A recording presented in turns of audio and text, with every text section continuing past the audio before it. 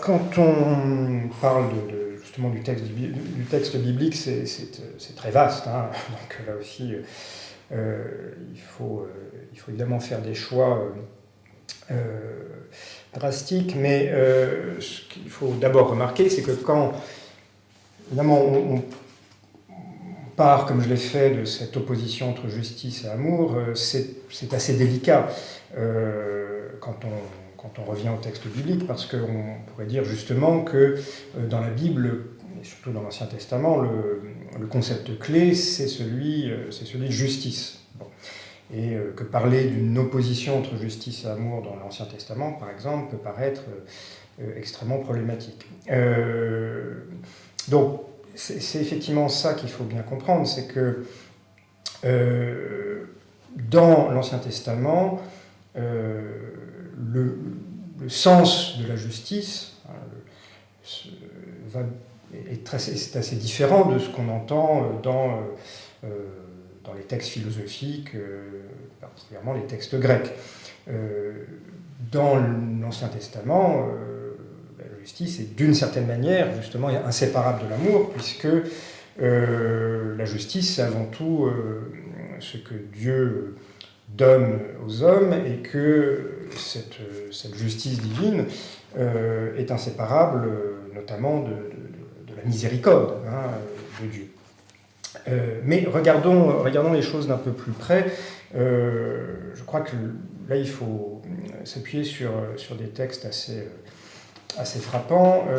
Et je commencerai par un très beau texte de l'Exode qui montre bien comment, dans l'Ancien Testament, des textes de loi, puisque dans l'Ancien Testament, la justice, c'est aussi tout simplement un règlement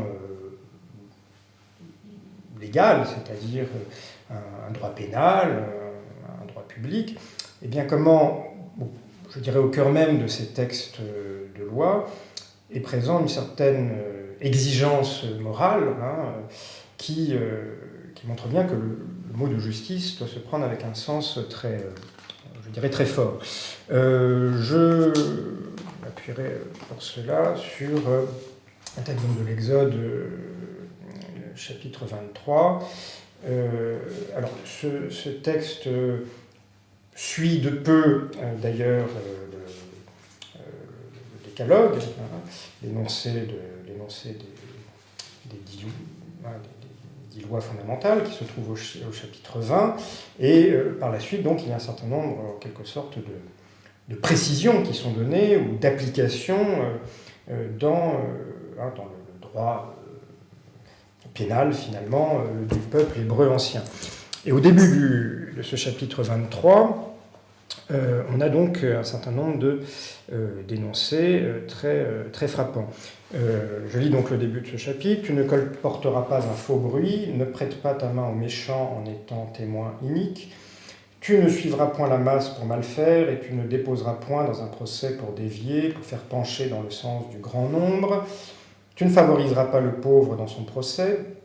Quand tu rencontreras le bœuf de ton ennemi ou son âne égaré, tu le lui ramèneras. Quand tu verras l'âne de celui qui te hait s'abattant sous sa charge, tu t'abstiendras de l'abandonner, tu l'aideras avec lui. Tu ne feras pas dévier le jugement de l'indigent qui s'adresse à toi dans son procès. De paroles mensongères, tu t'éloigneras.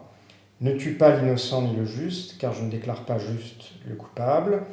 Tu n'accepteras pas de gratification, car la gratification aveugle les clairvoyants et pervertit les paroles des justes. Tu n'opprimeras pas l'autre, car vous savez, vous aussi, la vie de l'autre, puisque vous avez été des hôtes au pays d'Égypte. » Je complète d'ailleurs ce passage par un autre assez proche, tiré cette fois-ci du Lévitique, hein, d'un autre texte de loi finalement.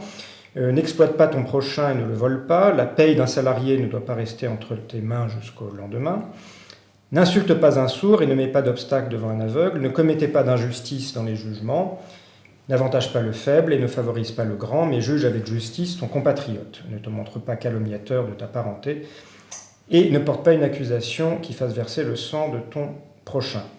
Alors, ce qui est évidemment frappant ici, c'est qu'on a des énoncés qui ne peuvent pas être considérés comme étant justement, je dirais, purement légaux au sens traditionnel, c'est-à-dire qu'on a des énoncés qui sont bien distincts de ce qu'on trouverait dans les codes de loi contemporains de l'Orient ancien.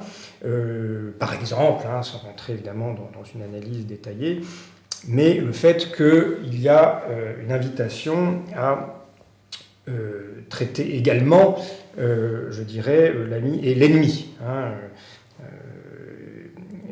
d'autre part, que tout jugement doit être absolument juste, c'est-à-dire indépendamment de la qualité, on va dire, sociale ou morale du justiciable. Donc il y a une exigence qu'on peut appeler évidemment très fortement éthique ici de la justice. L'invitation, on pourrait dire, à ne pas s'en tenir à, en quelque sorte, une justice d'équivalence pure, mais il y a, pour dire les choses clairement, dans ces textes, évidemment, une exigence vis-à-vis de ce qu'on appelle, dans la Bible aussi, le prochain. Alors, j'en viens justement là, à ces célèbres énoncés sur le prochain, puisque quand on parle de justice et d'amour, et du lien entre justice et amour, cette exigence très haute de justice qui est énoncée même au ras, on pourrait dire, de ces textes légaux, eh bien on peut dire que justement elle culmine avec au fond les deux commandements qui ont été retenus par la tradition, parce que dans le Nouveau Testament, Jésus en fait effectivement disons les deux lois fondamentales. Alors le premier commandement, c'est celui de l'amour à l'égard de Dieu. Hein. Tu aimeras le Seigneur ton Dieu de tout ton cœur, de tout ton être, de toute ta force.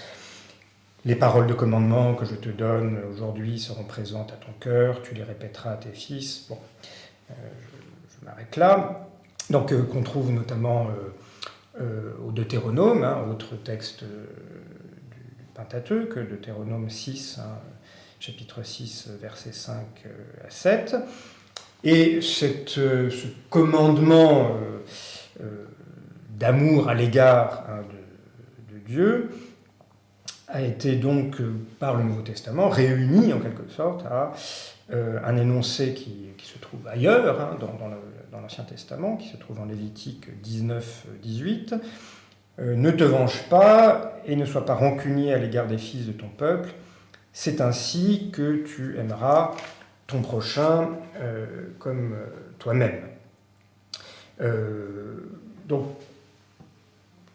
la question qui est difficile, je ne peux pas prétendre évidemment résoudre en quelques phrases, mais la question qui est posée d'emblée dans ces textes, c'est celle d'une idée de justice qui finalement s'accomplit dans ce qu'on pourrait appeler un commandement d'amour, et le fait que ces deux termes sont peut-être pas interchangeables, mais encore une fois sont évidemment inséparables dans ces textes, dans la mesure où finalement on ne peut être juste, on ne peut être défini comme juste que par le fait même qu'on obéisse au commandement d'amour.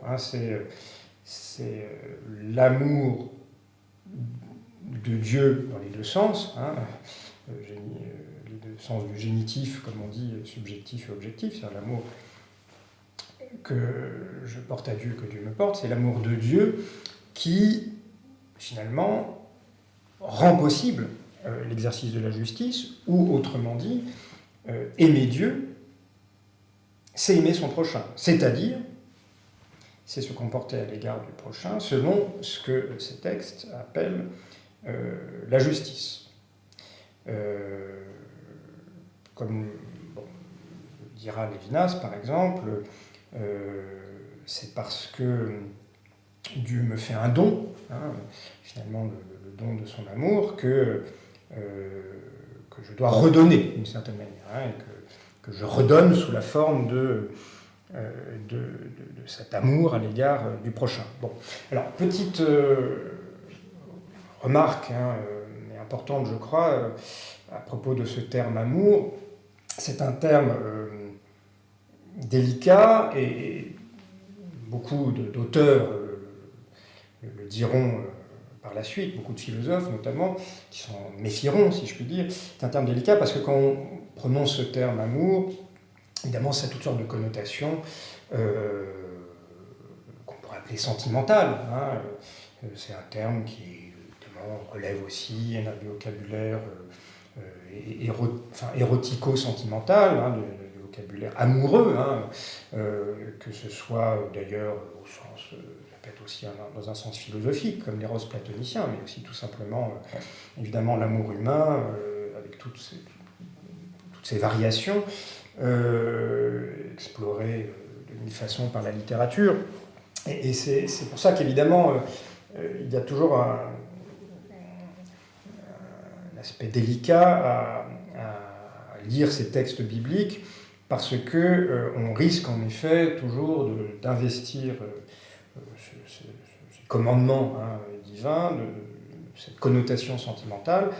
Et je crois que d'emblée, il faut bien préciser que ce n'est pas du tout de ça dont il s'agit, que c'est Dieu n'aime pas l'homme sentimentalement, il aime l'homme comme la créature à qui il a donné vie, qu'il aime comme cet être qu'il a fait à son image, et aimer son prochain comme soi-même, c'est certainement pas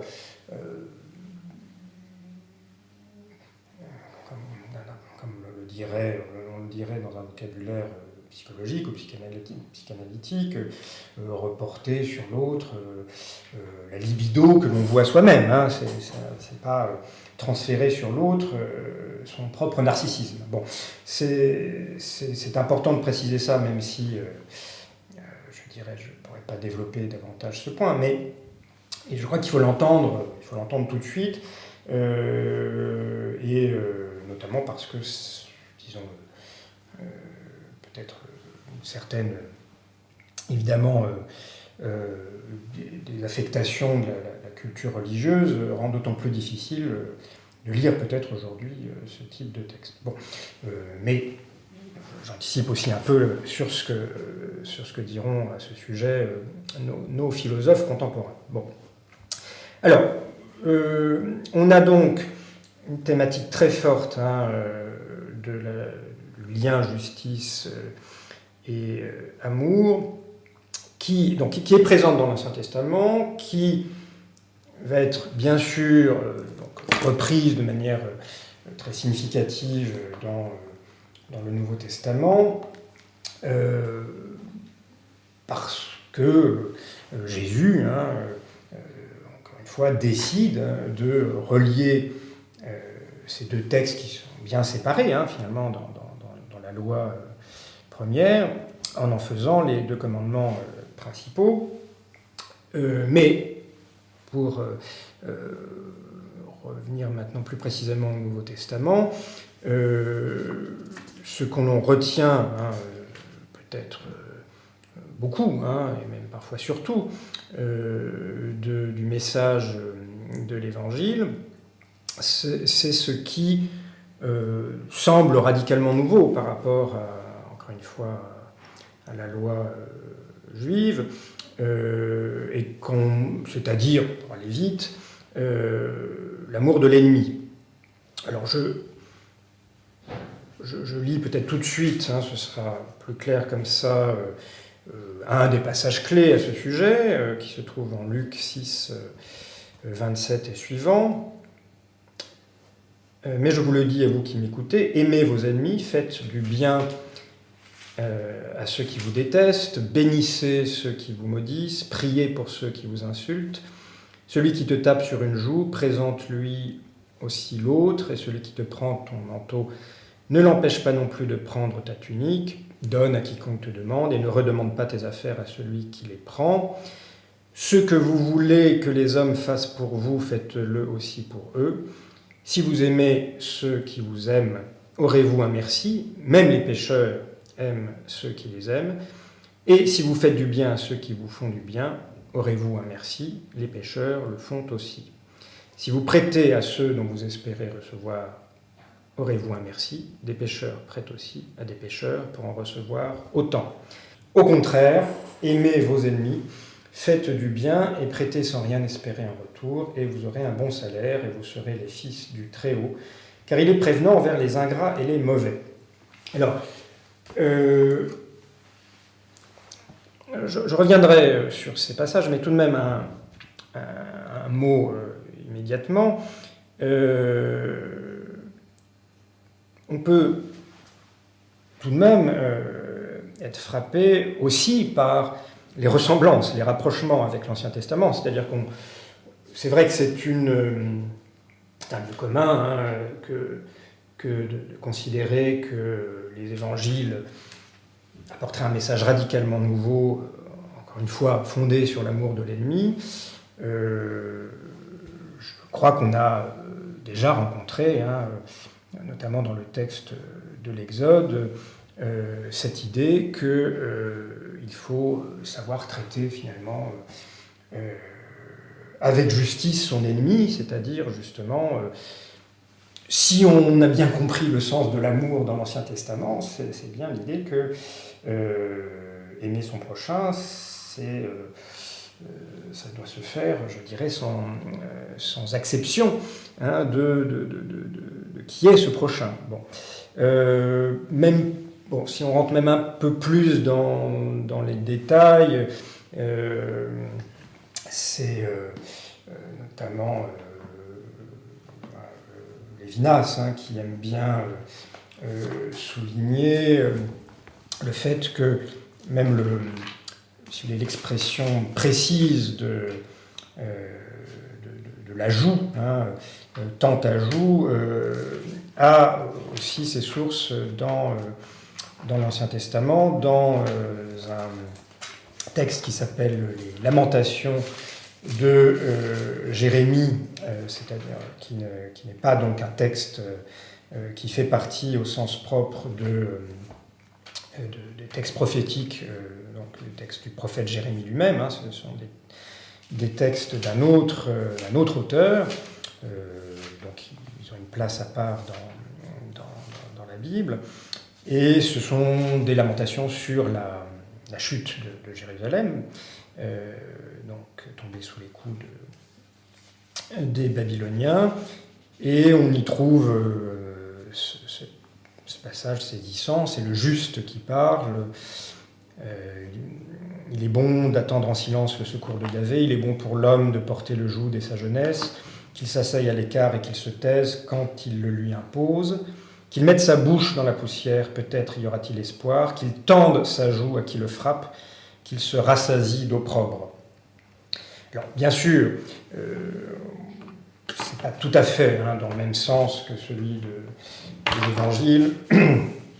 L'Ancien Testament semble plutôt aller dans le sens d'un esprit de sacrifice à l'égard de Yahvé, mais là encore, on voit bien qu'il est très caricatural d'opposer un Ancien Testament qui serait fondé sur une justice justement du semblable, finalement, du prochain comme semblable, et le Nouveau Testament qui ouvrirait radicalement la justice à, on va dire, à un autre absolu qui serait l'ennemi. Bon, alors, on ne peut pas rentrer encore une fois dans le détail exégétique, mais je crois que c'est important de se demander plutôt si le Nouveau Testament ne va pas là plutôt mettre l'accent sur des éléments qui étaient déjà contenus dans la loi, mais qui avaient été peut-être finalement un peu recouverts, mis sous le boisseau, pour reprendre une expression justement évangélique.